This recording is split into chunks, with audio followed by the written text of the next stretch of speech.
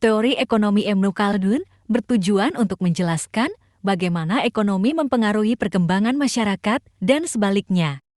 Menurut teorinya, ekonomi merupakan bagian penting dari masyarakat dan memainkan peran besar dalam menentukan tingkat kemakmuran dan stabilitas masyarakat.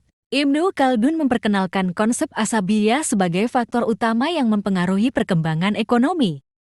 Menurut teorinya, asabiyah mempengaruhi tingkat produktivitas dan kemampuan masyarakat dalam membangun ekonomi.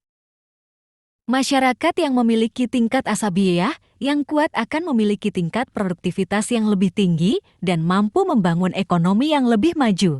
Ibnu Khaldun juga memperkenalkan konsep ijarah atau sewa, yang menjelaskan bagaimana masyarakat dapat menggunakan sumber daya untuk memperoleh keuntungan.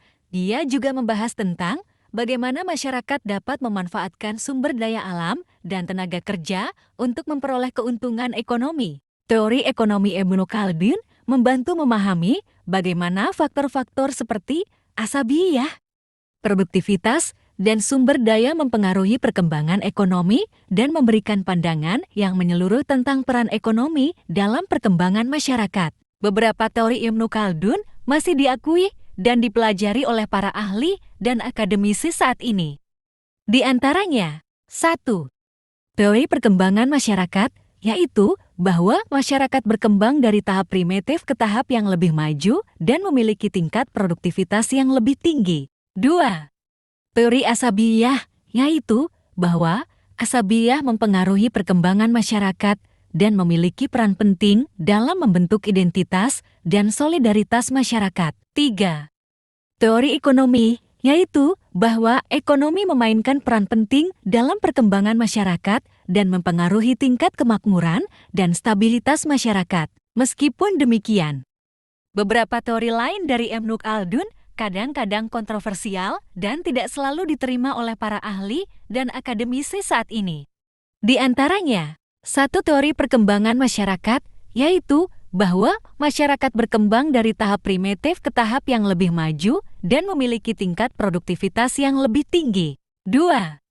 Teori asabiyah, yaitu bahwa asabiyah mempengaruhi perkembangan masyarakat dan memiliki peran penting dalam membentuk identitas dan solidaritas masyarakat. 3.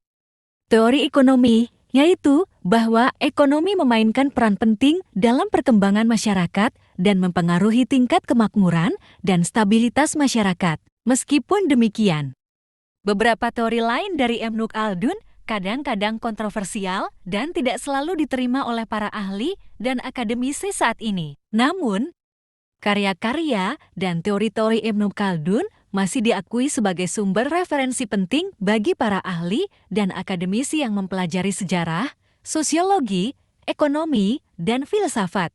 Menetap di negara manakah dia selama hidupnya? Ibnu Khaldun menetap di beberapa negara selama hidupnya, antara lain Tunisia, Maroko, Andalusia, dan Timur Tengah. Ia lahir di Tunis, Tunisia, dan menetap di sana selama beberapa tahun. Kemudian, ia pindah ke Maroko dan Andalusia selama beberapa tahun dan akhirnya menetap di Timur Tengah. Di Timur Tengah, ia memegang beberapa jabatan penting dalam pemerintahan dan menjadi ulama dan penulis yang terkemuka. Ibnu Khaldun meninggal di Kairo, Mesir pada tahun 1406. Demikian ulasan tentang siapakah Ibnu Khaldun yang sangat dikagumi dunia barat akan karyanya yang terkenal, yaitu Kitab Al-Muqaddimah. Semoga bermanfaat dan jangan lupa subscribe channel Tanian Elmo guna update pengetahuan dan ilmu untuk masa depan kita yang cemerlang. Terima kasih.